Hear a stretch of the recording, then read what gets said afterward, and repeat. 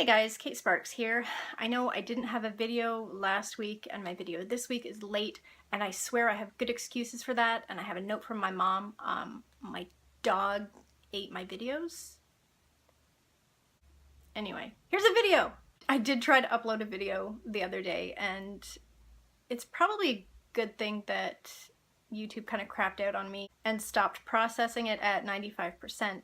It was an interesting video, but I was answering a question about how I deal with chronic health problems when I'm a writer, how that affects me and how I deal with it. And I thought it would be a good idea to answer that question on a day when I was having those problems. So I answered the question on a day in the middle of my worst week of the month for migraines and brain fog, and it was a good video in some ways because it answered the question while showing exactly what I deal with.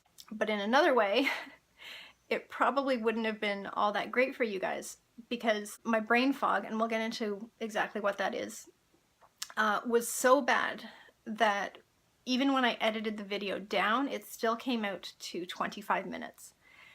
And that wasn't because of the content of the video, it was good content and it was very honest, and there was nothing wrong with it on that level. The problem was that I was having such a hard time finding the words and stringing sentences together that the video just stretched out, and there wasn't a whole lot more that I could cut while still keeping my answer comprehensive. You might notice in this video I am still having a lot of that. It's not as bad as it was the other day, so I hope we'll be able to get through this more quickly, but we'll see how it goes.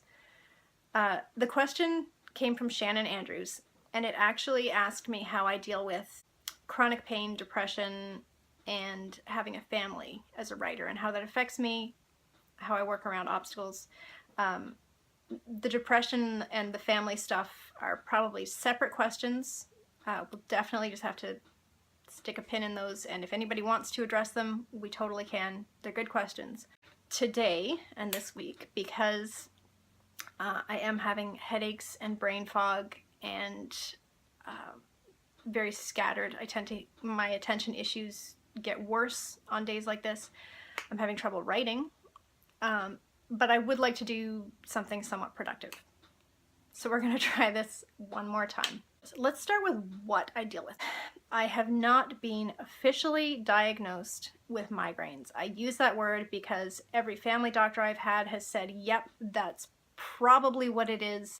I have had a CT scan and an MRI in the past year that have confirmed there's nothing structurally wrong with my brain, but I'm still waiting to see a neurologist to really sort out what I'm allowed to call this officially. What it is, I've dealt with this since I was a teenager, maybe 20 years, give or take.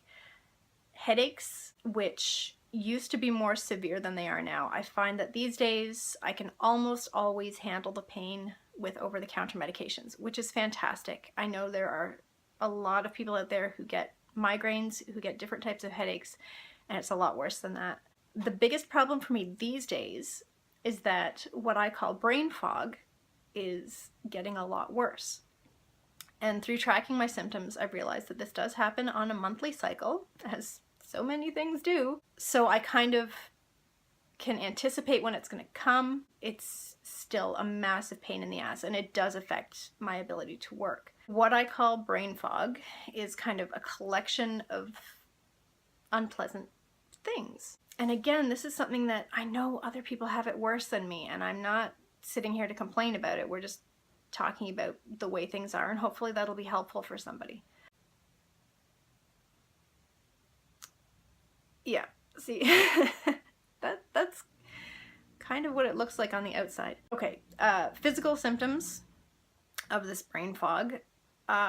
It feels like, imagine you have a headache,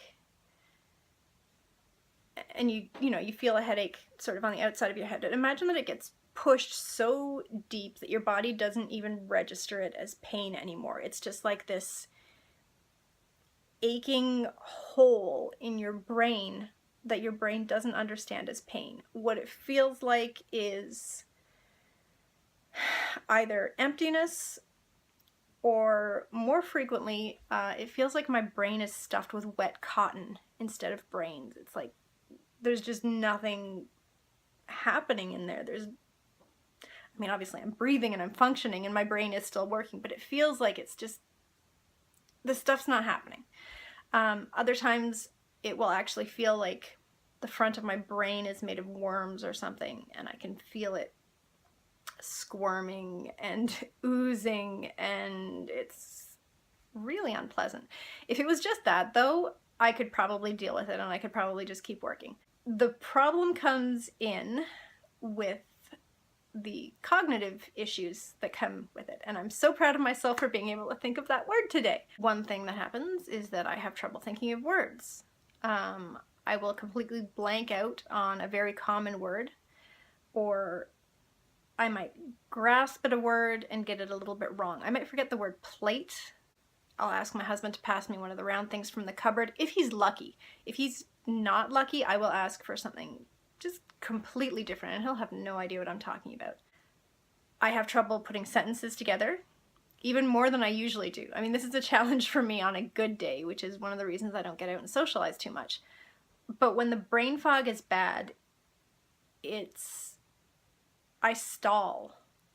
I'll be halfway through a sentence and I'll just have no idea where it was going. I lose trains of thought. I have trouble following ideas to their logical conclusions. If you take today as an example, today is not as bad a day as I had a few days ago when I first tried to do this video. Today I'm trying to sort through some story problems. I've hit the midpoint of the story and I'm realizing that there are a few threads in the story that aren't quite doing their jobs as well as they could. And I'm trying to think of that, but the problem is I know the answer is there, but it's sort of an overarching story problem. It's not a specific plot point, which means that I need to be able to juggle a whole bunch of ideas and concepts and scenes and characters in my head to sort of see where they're all supposed to fit, and I can't do that today. I can barely focus on one thing. So obviously not being able to compose a sentence means that I can't write. I also have problems understanding things. So not getting too much into personal life stuff, but this is something that gets frustrating for me and frustrating for my family, because I'm trying to have a conversation with somebody and not only can I not formulate my own thoughts properly and put them into words, I can't understand what other people are saying to me a lot of the time, and I'll have to ask them to slow down and repeat themselves, and even then sometimes I'll just kind of shut down because it's too much and I can't deal with that frustration and that feeling of complete uselessness that comes over me. Like on a day like today, I am not accomplishing anything professionally and I don't feel like I'm much good to anybody on any other level. So that's hard, like that's difficult. I can't necessarily answer emails competently. I might flounder a bit on social media because I could compose a tweet and not be completely sure without somebody else proofreading it that it makes any sense. I might worry that I will post something that I'm going to regret later because I wasn't able to think through the consequences of what I'm saying or what I'm replying to. And I can't read. I can't even sit down with a good book and do some genre research or read some nonfiction or just enjoy a book because I'm misinterpreting the words that I read. I'm not able to follow the logic of a paragraph or the thread of a story, and my brain feels like garbage. So that is basically the obstacle that Shannon was asking about in her question. How do I deal with that as an author? In the past, I have not dealt with it very well. I used to be so hard on myself. I would beat myself up and I would not wonder what was wrong with me, because it's fairly obvious that there are things wrong with me, but I would wonder why I couldn't get past it. And I would look at other authors with insane productivity, like authors who are putting out a book every month or every 2 months or every 3 months. And I would compare myself to them and I would think, why can't you do that? Even knowing that their lives don't look like mine, that they do have their own challenges in their lives, but they're not exactly the same as mine, knowing that they don't have to take a week off every month because they can't work, knowing that many of them don't have children in the house and they probably get more than 4 hours a day to work. I knew those things, but I still couldn't stop comparing my end result to their end result. And that was bad. It was bad. I was so hard on myself. So I guess the first thing that I had to learn in order to deal with all of this was acceptance. I have long-term chronic health issues. I am looking into ways to deal with this. I have never come across many suggestions for dealing with brain fog. If you have pain, you can take a painkiller. I have not come across anything that has promise as a fog killer. So I've sort of had to accept that maybe this is the way that I am. This is how I'm made, this is my brain, this is how it reacts to hormones in my body or whatever it is that causes this. This is what it is. And if I try to deny that, if I try to fight it, if I try to push myself through on bad days by beating myself up, that doesn't help me. And it took me a long time to learn that. I have to accept that I have limitations. And the perfectionist in me and the fixed mindset in me doesn't want to accept this. Because those parts of me are like, well, if that's what we are, then we are failing. And that's not true. So that's been a really hard thing for me, but I feel like I'm making progress with it. And as I accept this, it means that I am now willing to work around it. I am willing to take days off when I need them and sort of refresh myself. And that leads us to the next thing. Another way that I deal with this is that I'm gentle with myself on the bad days. I have stopped beating myself up. I might regret the loss of productivity, especially on a day like this when I was hoping to get a lot done, but I've accepted that this is the way that it is, and I am gentle with myself. I try to take care of myself. I don't push myself to do more than I'm capable of. I try to be kind to myself. I try to tell myself nice things. Another thing is I try to take advantage of the good days when I have them, and I am so fortunate to have good days. I don't know how well I would deal with something that I had to live with every day. Dealing with this brain fog for a week out of a month and dealing with headaches at fairly random times, always, that's hard. But I'm so grateful for the fact that it does go on a cycle and I do have better days. And so I try to take advantage of those better days when they come. If I am mentally clear, I will focus on getting my word count up or getting the revisions done or drafting a newsletter or getting the emails. And that gets stressful and I have to be really careful not to burn myself out on the good days. And I have to be really careful to balance that because I do only have those 4 hours a day to work. And it's so tempting on good days to let my workflow take over other parts of my life. And my family would never see me if I did that. And that's not what I want my life to look like. But within the boundaries and within the time that is available to me, I take advantage of the good days. It's kind of like storing up food for winter. Like when summer is there and the eating is good, I take advantage of it. I store up for winter. I have social media posts ready to go that I can put up on the bad days. I have my word count up so I don't feel like I'm falling too far behind on the bad days. And then when the storms come, I'm prepared. I can just kind of batten down the hatches knowing that summer's going to come again.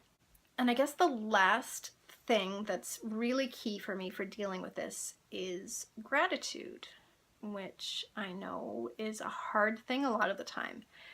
And people recommend this so much that it starts to sound trite. It's like, oh, be happy for what you have. And you're like, okay, thanks. I'm in a lot of pain and brain fog right now, and I'm not really happy about it.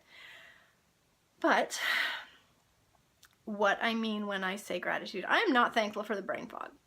I will say that right now. And if I have a bad headache, I have not found a way to be thankful for the pain. But on the bad days, I try to remember the good. Because the thing is, there's a lot that's wrong with my brain. My brain is pretty screwy on a lot of levels. But there's a lot that I like about my brain too. My brain contains everything I know, everything that I am. My brain contains my imagination. It contains my voice as an author. It contains the stories that I want to tell. It contains who I am as a person. And a lot of the time, I like who I am. So I try to keep all of that in mind. And I try to keep in mind that this is just part of the package. The brain fog is not a good thing, and it's not a thing that I'm thankful for, and it is a thing that I would absolutely get rid of if that was an option. But if it's not, if this is just part of my brain chemistry and part of who I am, I wouldn't trade this brain for anything. I like living in here. So I do try to keep that in mind, and it helps. It doesn't make the bad days easy. It doesn't make me less likely to wish that I was doing something else or doing better work or whatever. But between gratitude, trying to be prepared for the bad days by taking advantage of the good ones, I've forgotten my other points now. Well, I mean, you guys just saw the video. All of those things together are how I deal with this. And I'm sorry that I don't have tips for how to get rid of brain fog or how to get rid of migraines. Obviously, if I had those answers, I would be using them and I would be writing up a storm right now instead of making this video. But I do find that as I'm learning to be gentle with myself, as I'm learning to accept things, see, there it is, it came back, I am having an easier time with it. I may not be more productive overall than I was when I was beating myself up and being horrible to myself, but I am happier, even on the bad days, than I was when everything was crazy. And yes, this does mean that I can't put books out as fast as other authors do. This does mean that I can't write 1 million finished words a year. This does mean that I have to build a lot of extra time into my deadlines to account for these bad days. And I'm still learning that, and it's still a process. But again, I wouldn't trade this brain that I have for anything, because I like my stories, I like my voice, and I like how I write things, and there is absolutely no point in me comparing myself to other people, because I'm not them.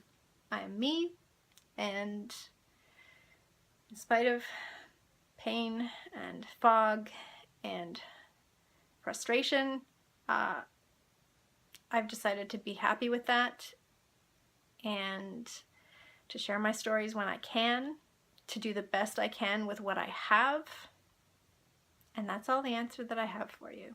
Thank you for watching. I feel like this is still going to be a really long video. I'm sorry for that. This is the shortest that I can get this answer. Thank you for liking the video. In the comments, let me know if any of this was helpful to you at all. If you have other suggestions, if you do know of a way to get rid of this brain fog that's not too crazy. Yes, I have heard of the piercing for the migraine, and I am seriously considering it. I know it's all woo-woo and there's no empirical evidence for it. I know so many people who say it's helped. I like placebos if they work. Okay, I am all for placebos if they work. So I might be going for that. If you've done that, let me know in the comments. Or if you have other questions for me or whatever.